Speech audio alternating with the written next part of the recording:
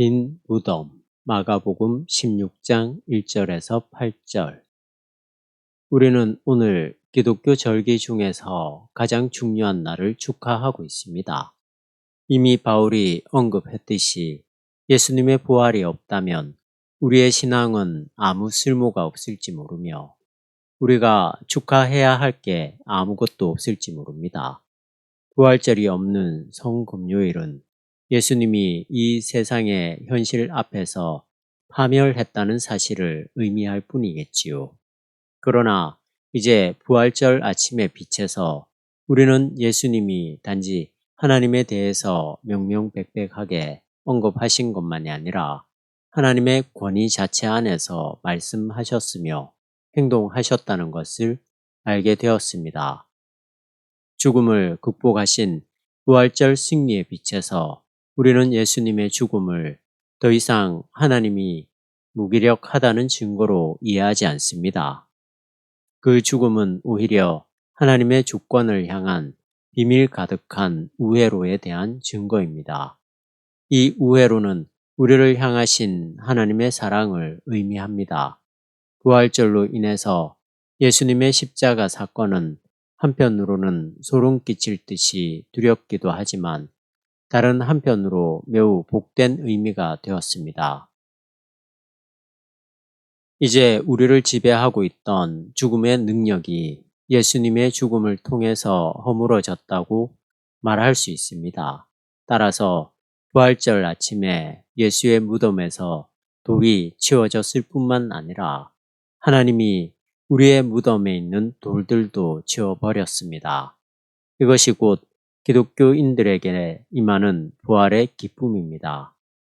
이런 부활절의 기쁨에 대한 기다림이 우리의 마음에 가득한 상태에서 앞서 제가 읽은 성서 본문을 따라가다 보면 우리가 정말 놀라지 않을 수 없는 사실이 있습니다.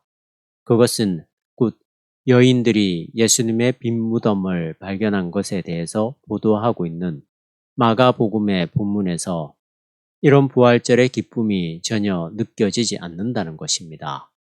천사의 말만이 예수님의 부활에 대해서 언급하고 있을 뿐이지 그 외에는 아무것도 없습니다. 오늘 본문에서 여인들은 기쁨이 아니라 오히려 놀랍고 두려워했으며 전율과 공포로 인해서 무덤 밖으로 도망쳤습니다. 이런 행동은 부활의 기쁨과 전혀 어울리지 않습니다. 그러나 우리는 다음과 같은 사실을 명백히 밝혀야 합니다. 즉, 기쁨의 토대가 되는 인식이 여인들에게는 아직 주어지지 않았다는 사실입니다.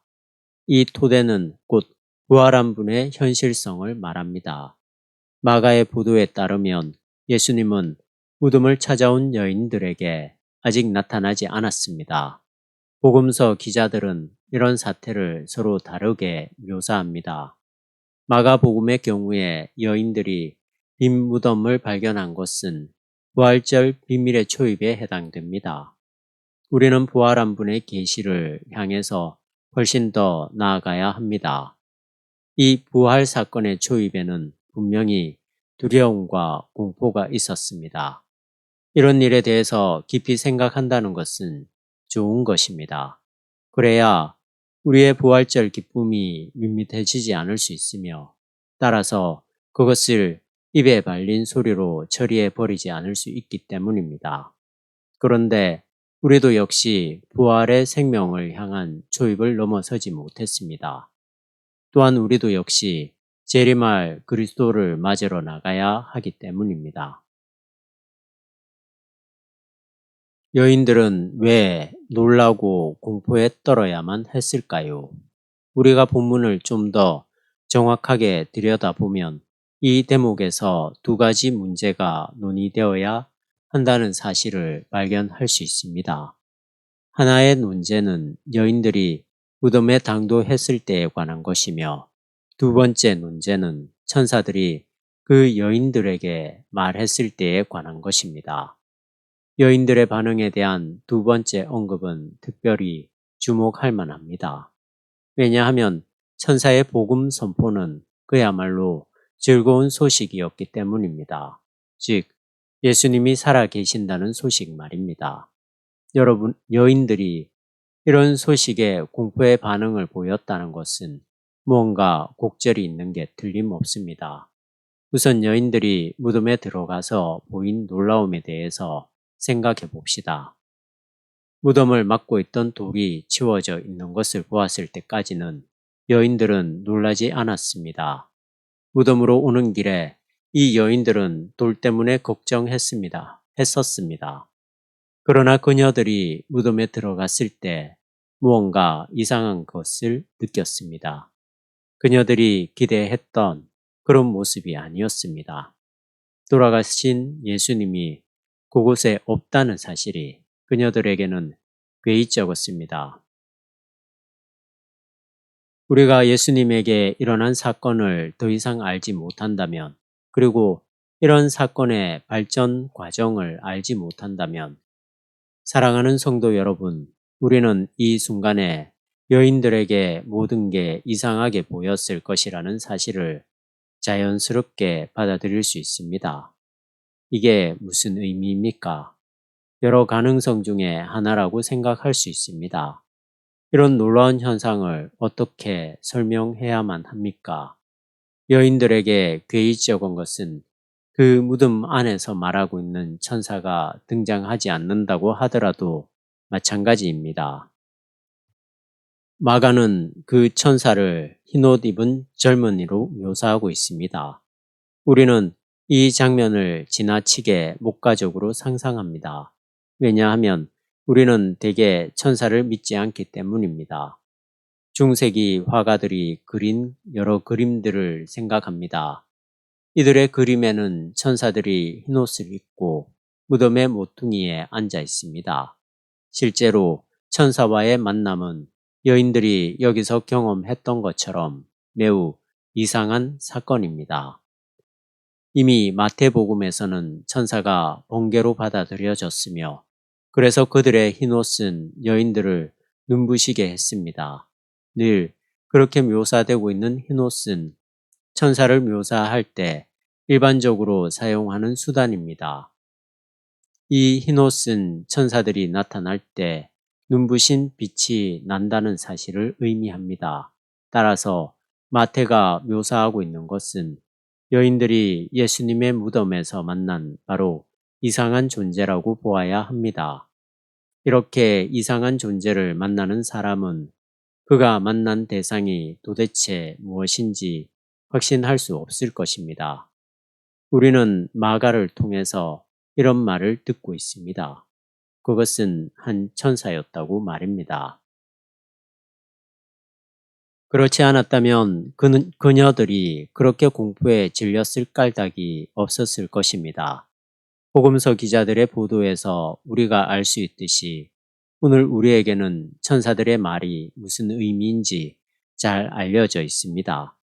여인들이 발견한 것이 실제로 무엇을 의미했는지 말입니다. 그러나 그 당시에 거기서 무엇이 발생했는지 여인들이 이해할 수 있었을까요? 사실 어떤 사람들은 그렇게 이상한 사건을 경험하는데 그들에게는 이것이 이성과 오성을 초월합니다. 예수님이 제자들에게 나타난 다음에야 비로소 거기서 무슨 일이 일어났는지, 그리고 왜 예수님의 무덤이 비었는지 분명하게 인식되었습니다. 사랑하는 성도 여러분, 오늘 우리는 이런 소식에 대해서 더 이상 놀라지 않습니다. 그러나 세상은 오늘도 여전히 이런 소식들을 더 이상의 설명이 제시되지 않는 한 낯익은 사물의 질산에 받아들일 수 없습니다. 우리는 죽은 자들이 일반적으로 자기의 무덤을 벗어나지 못하는, 결코 스스로는 벗어날 수 없는 이런 세계에 단 한 번의 기회를 갖고 살고 있습니다. 만약 무덤이 비었다는 소식이 들린다면 사람들은 분명히 시체를 도둑맞은 거라고 생각할 것입니다. 또는 가장 극단적인 경우를 상상해 본다면 무덤에 묻힌 사람이 실제로 죽은 게 아니라 그냥 죽은 것처럼 보였을 뿐이었기 때문에 나름의 수단으로 무덤을 벗어났다고 생각할지도 모릅니다. 이 세계는 애초부터 이런 방식의 질서를 유지하고 있었습니다. 사람들은 이런 방식으로 자기를 불안하게 할지도 모를 토대를, 그렇지만 우리에게 정말 필요한 어떤 토대를 거부합니다. 즉, 사물의 질서에 대한 우리의 익숙한 사유를 벗어나게 할지도 모를 그런 토대를 거부한다는 말입니다.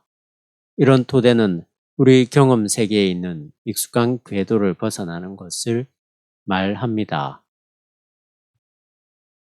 우리 기독교인들은 지금 예수님의 이런 빈 무덤에 대해서 더 이상 놀라지 않습니다.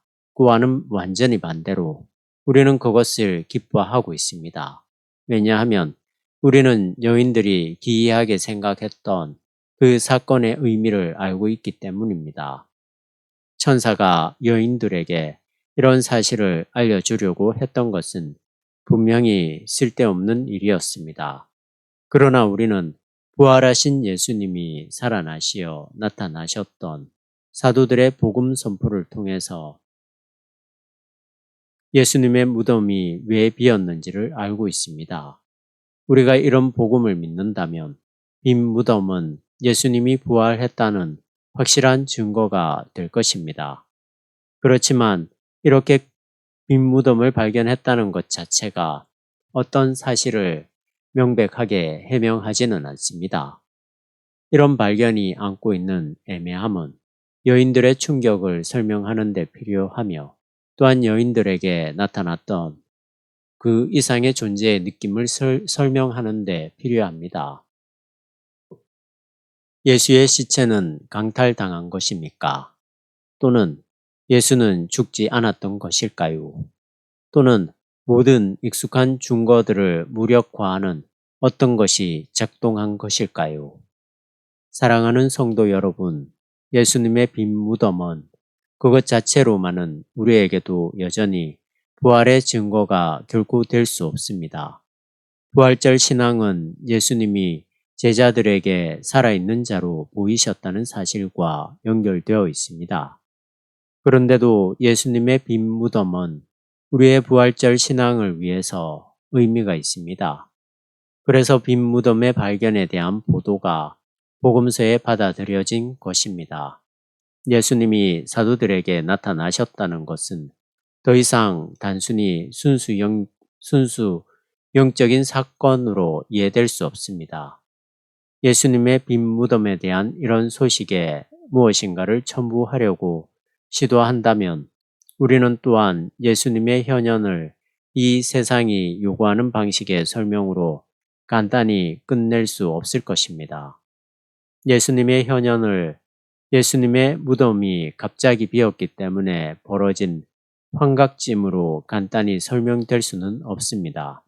따라서 예수님의 빈 무덤은 예수님의 부활이 육체를 가진 현실성이라는 사실을 증명합니다.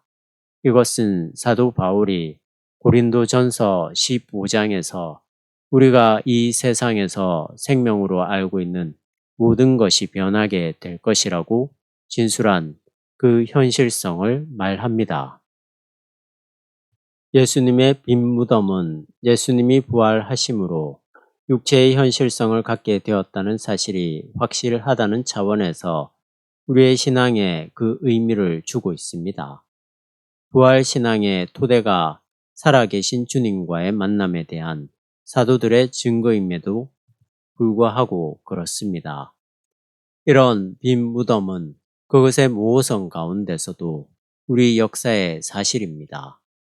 사람들은 이것이 후기 공동체에 의한 전설일지 모른다고 자주 말했습니다. 이런 비판자들을 비판적으로 자세히 살펴보면 이런 주장들은 그렇게 믿을만한 게 못 됩니다.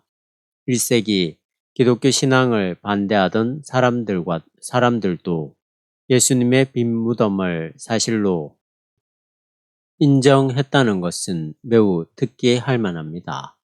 그들은 이런 사실을 단지 다르게 해석했을 뿐입니다. 우리는 이미 마태복음을 통해서 그 당시 사람들이 제자들을 의심했다는 사실을 듣습니다. 제자들이 예수님의 시체를 옮겨갔다고 말입니다. 요한복음서가 전하고 있듯이 어떤 사람이 예수님의 시체를 훔쳐갔다고 생각한 이들도 있었습니다. 그 당시에 단 한 가지 사실만 논쟁의 여지가 없었습니다. 즉, 기독교 편에 속한 사람이나 적대적인 사람이나 모두 예수님의 무덤을 알고 있었으며 그 무덤이 비었다는 사실 말입니다. 결국 여기서 논의의 핵심이 되는 질문은 그런 일이 어떻게 일어났는가 하는 것입니다. 이런 무덤을 여전히 알고 있거나 또는 알 수 있다는 사실에 대한 좋은 근거들이 있습니다. 기원 후 4세기 콘스탄틴 황제는 기독교인들의 전승에서 예수님의 무덤이 있던 자리라고 여겨졌던 예루살렘의 한 장소에 무덤교회를 세우게 했습니다. 물론 4세기라는 세월이 기독교 공동체의 기억을 혼미하게 했다고 볼 수도 있습니다. 그러나 예루살렘에 직접 가서 무슨 다른 대안이 가능한지를 깊이 생각해 본다면 예수님의 무덤이 바로 그곳에 있었다는 것을 의심할 만한 근거가 없다는 사실을 인정하게 될 것입니다. 콘스탄틴 황제는 그곳에 바위를 깎도록 했고 오늘날 이 무덤 교회의 중심에는 묘실이 있습니다. 그것을 둘러싸고 있는 바위는 제거되었고 묘실은 성지의 핵심이 되었습니다. 빈 무덤이 말하는 것은 우리에게 익숙한 세계 경험의 전복입니다. 이 전복은 부활 복음에서 온 것입니다. 죽음이 우리 생명에 관한 최종적인 말이 아니라면 우리 생명의 중거는 달라집니다. 오늘날 사람들은 이 세상에서 다소간의 차이가 있지만 구원을, 즉 참된 생명의 충만함을 모색합니다. 왜냐하면 그들은 죽음을 뛰어넘는 다른 세계를 더 이상 바르게 믿을 수 없기 때문입니다. 사랑하는 성도 여러분, 우리 모두는 다소간 우리 시대의 이런 사태로부터 영향을 받았습니다. 그래서 생명의 완성을 분명히 일반적으로 이 세상에서 찾고 있습니다. 이와 달리 이런 세상과 거리를 두는 것이 곧 기독교 신앙입니다. 이 세상에서 성취할 수 있는 모든 것과 거리를 두는 것입니다. 오늘날 기독교를 이 세상 안에서 생명을 완성시키는 도구적 기능의 공동체로 바꾸려는 시도가 있습니다. 이것은 기독교의 복음 선포를 통해서 보다 나은 인간 사회를 만들려는 시도 같은 것입니다. 만약 이런 시도들이 죽음을 뛰어넘는 생명에 대한, 즉 죽음을 벗어나는 생명에 대한 소식에 명실상부하게 근거하고 있지 않다면 기독교의 복음과는 아무런 관계가 없습니다. 기독교의 모든 것은 결국 죽음을 뛰어넘는 이런 소식에 연관되어 있으며 또한 이런 소식에 결집됩니다. 사정이 이러하다면 우리 생명의 증거들은 마땅히 달라야 합니다. 사도 바울은 이렇게 말했습니다. 우리가 단지 이 세상에서만 그리스도를 희망한다면 우리는 모든 사람들 중에서 가장 불쌍한 사람들입니다. 결국 이 세상에서 모든 것들은 죽기 때문에 완전히 현실적인 것처럼 여겨지는 것들도 역시 생명의 의미를 획득하지 못합니다. 따라서 우리가 일상의 삶에서 죽음을 그렇게 지나치게 겁내는 건 옳지 않습니다. 우리가 바로 앞서 부른 찬송가 가사의 내용처럼 진리는 이 세상의 마지막 때, 이 세상의 영주들의 힘으로부터 생명의 세계로 돌입하게 될 테니까 말입니다. 예수 그리스도는 이 진리를 명백하게 알고 있습니다. 즉, 그는 우리 생명 너머에 있는 마지막과 그 위력을 극복하고 무기력하게 만드는 생명을 알고 있다는 말씀입니다. 따라서 죽음을 이기는 힘과 또한 그 죽음을 이기는 그리스도의 생명에 대한 희망은 명실상부한 기독교 신앙의 중심입니다. 우리 모두는 이 땅의 생명에 대한 거짓된 희망 앞에서 자신을 지켜야 하며 참된 생명을 숙고함으로써 우리의 삶에서 가장 확실한 것들을 확보해야만 합니다. 이런 숙고야말로 애초부터 기독교인들을 다른 이들과 구별하는 요소였습니다. 무덤가에서 여인들이 놀랐다는 사실로 다시 한번 돌아가 봅시다.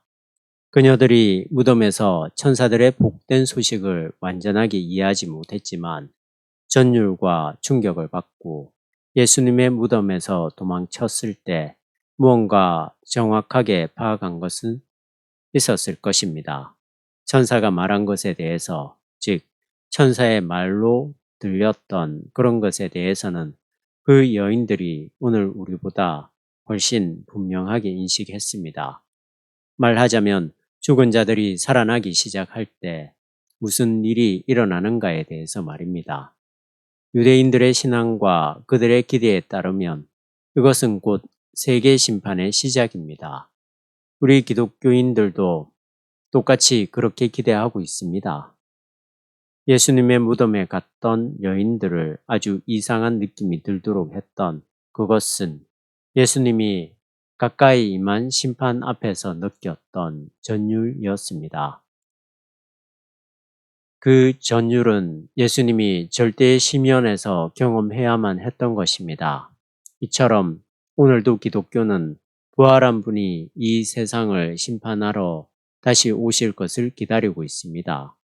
이런 점에서 우리도 역시 예수님의 무덤에 갔던 여인들이 서 있었던 그런 단계에 서 있습니다. 거기서 부활한 분과 대면하고 있습니다. 부활절 아침의 태양은 인간의 모든 불의를 파멸시키는 거룩한 심판이 불의 모습으로 나타나는 것입니다. 우리 기독교인들이 이 세상의 불의를 제거하지는 못합니다. 그것은 오히려 하나님의 심판이 처리하실 일입니다. 그러나 우리 기독교인들에게는 그 심판의 미래가 충격이 아닙니다. 왜냐하면 부활하신 그리고 심판자로 다시 오실 그리스도가 바로 우리를 위해 십자가에 달리셨던 바로 그분이기 때문입니다. 그분은 인간들이 그에게 가한 모든 고난에도 불구하고 또한 우리 기독교인들이 늘 거듭해서 그에게 가한 모든 고난에도 불구하고 우리를 붙들어 주실 것입니다. 그분은 우리를 자신과 하나가 되도록 초청하심으로써 우리를 하나님의 심판이 가하는 충격에서 자유롭게 하셨습니다. 복음서는 바로 그 부활하신 분이 제자들과 함께 할 만찬의 징교를 준비하셨다고 보도합니다. 제자들은 부활한 예수님이 그들에게 빵을 나누어 주는 모습을 보고 그를 알아보았습니다.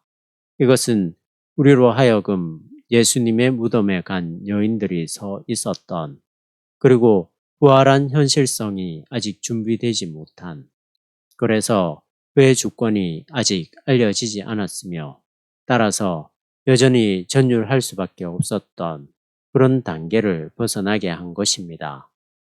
공동체에 있는 부활의 기쁨은 부활한 분이 우리에게 만찬의 징교를 계속해서 베풀어 주셨다는 사실에서 성취됩니다.